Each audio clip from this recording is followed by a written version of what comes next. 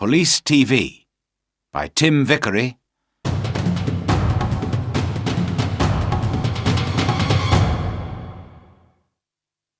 Chapter 1.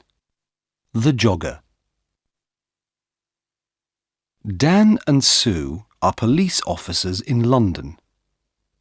It is a Tuesday morning and Dan is angry. "What's the matter, Dan?" Sue asks. "Look at this," Dan says. "Every day someone steals money from people near the shops. We must stop this." "Yes, of course," Sue says. "But who is it?" "There is a jogger," Dan says. "Every day he runs near the shops. Sometimes he runs into people. Perhaps he steals the money." "OK," Sue says. "Let's go to the shops. Perhaps we can see this jogger." They sit upstairs in a window over the shops. Dan has a radio. They watch the people in the street. "Look," Sue says. "There's the jogger." The young man runs into an old woman and she falls down. The jogger puts his hand on the old woman's arm. "I'm sorry," he says. "Can I help you? Here's your bag." Then a young woman shouts at him. "Don't run here," she says. "It's dangerous. Go away." The young man runs away. Dan talks in his radio. "Quick, stop him. He's running up North Street." A police car stops the young man in North Street. "Are you okay now?" Sue asks the old woman. "Yes, thank you." "Where is that nice young woman? I can't see her now." "Have you got all your money?" Sue asks. The old woman looks in her bag. "No, I haven't. My money's in my purse. But my purse isn't here." "OK, Sue," Dan says. "Let's talk to the jogger." "Who are you?" Sue asks the young man. "My name's Peter Jones. Why? Who are you?" "We're police officers." "Why do you go running past the shops every day?" "Why not? I like running." "OK," Dan says. "Let's look for the money." "What money?" Peter Jones asks. "What are you talking about? I never take money with me when I run." Dan looks for the money, but he cannot find any. "Can I go now?" Peter Jones asks. "OK," Dan says angrily, "but don't come back." "Why not?" Peter asks angrily. "I live here, and I'm not doing anything wrong." He runs away. "What do we do now?" Sue asks. "Where is the old woman's money and her purse?" "I don't know," says Dan. "Somebody has it. But who?"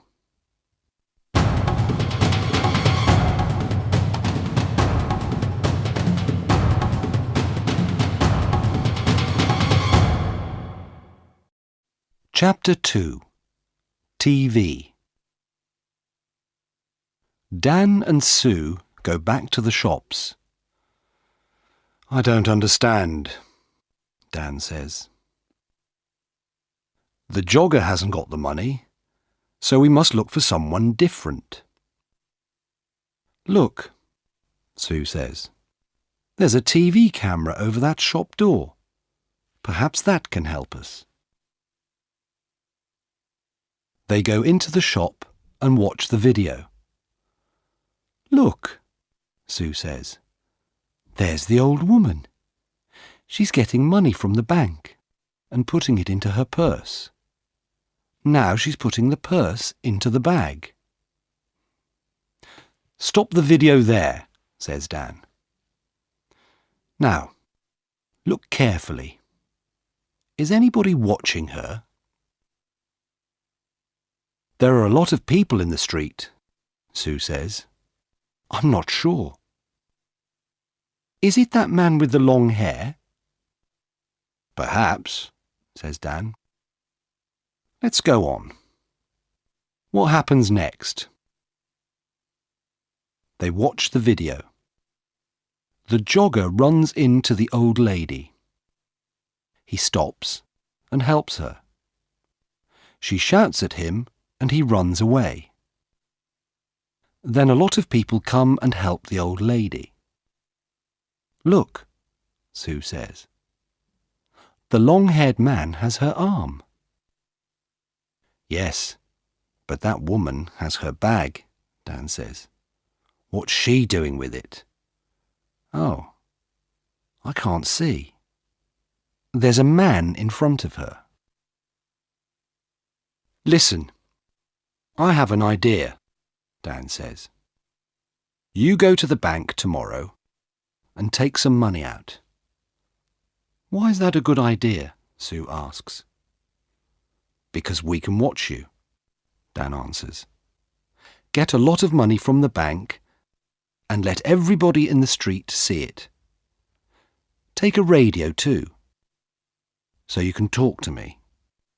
"OK," Sue says. "We can do that tomorrow morning then."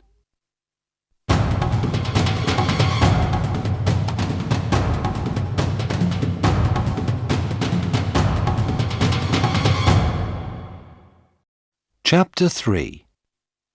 Help me, quick. Next day, Sue goes to the bank. Dan is watching with another policeman, Jim. They have radios. "I'm getting the money now," Sue says. "That's good, Sue," Dan says on his radio. "Now let everybody see it." Sue drops some money near her feet. People in the street look at her. "Look, there's the man with the long hair," Jim says. "He's picking up the money. Shall I arrest him?" "No, wait," Dan says. "Watch." The man picks up the money and gives it to Sue. "Here you are," he says. "That's a lot of money. Be careful." "Thanks," Sue says. "That's okay." The man smiles and walks away. "Have you got all the money, Sue?" Dan asks by radio. "Yes, it's all here," Sue says. "What can I do now?" "Buy some things in the shops and then walk slowly down the street," Dan says. "We're watching you." Sue buys some apples, milk, and bread. Then she walks slowly down the street. Dan and Jim watch her go. "Is anybody following me?" Sue asks. "No," Dan says. "There's a woman with a baby, that's all." "Don't follow me," Sue says into the radio. "Nobody must see you. I'm turning right into Smith Street. Now I'm turning left into Peg Lane. The woman with the baby is following me. I'm turning right into Dale Avenue." "Are there lots of people about?" Dan asks. "No, it's very quiet. Nothing is happening." Dan and Jim wait. Then Sue shouts, "Be careful! Oh, help me! Quick! Help!" The jogger, Peter Jones, runs into Sue and she falls over. There are apples, milk and bread everywhere. "I'm sorry," says the man. "Let me help you." The woman takes Sue's arm. "Are you okay?" she asks. "Go away," she shouts at the man. But he sees the radio in Sue's pocket. "What's this?" he asks. "A police radio? Give me the money, quick!" He takes the money and runs. The woman wants to run after him, but Sue holds her. "Stop," she says. "I'm a police officer. You must stay here." "But why?" the woman asks. "I want to help you. That man has your money. I haven't got it." "Is he your friend?" Sue asks. "Where does he live?" "I don't know," the woman says. "I don't know him." "Who are you?" Sue asks. "Where do you live?" Linda Wilkes. I live at 14 Old Street."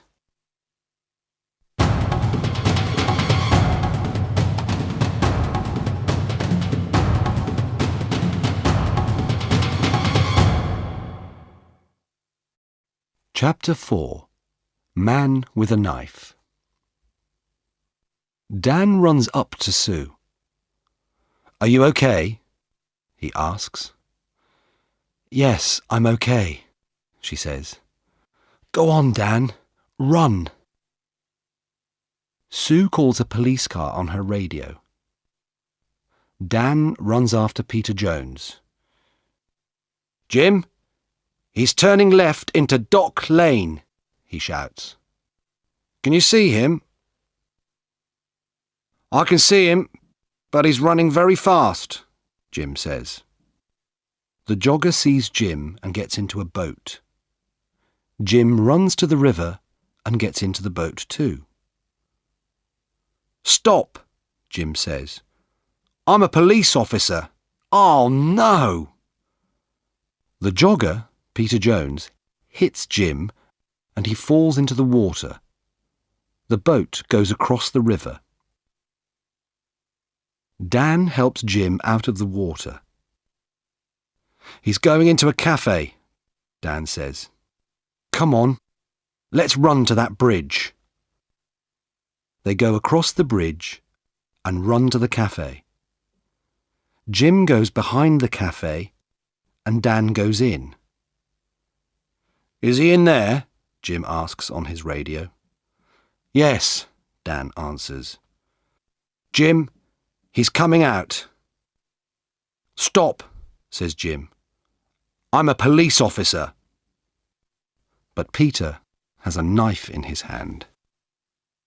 Jim holds out his hand. "Give me the knife, Peter." "Stay back," Peter says. "I can kill you with this." Jim can see Dan in the door behind Peter. Dan walks out of the door very slowly and quietly. "Come on, Peter," says Jim. "Give me the knife." Dan takes Peter's arms from behind, and Jim takes the knife from his hand. Dan finds the money in Peter's trousers.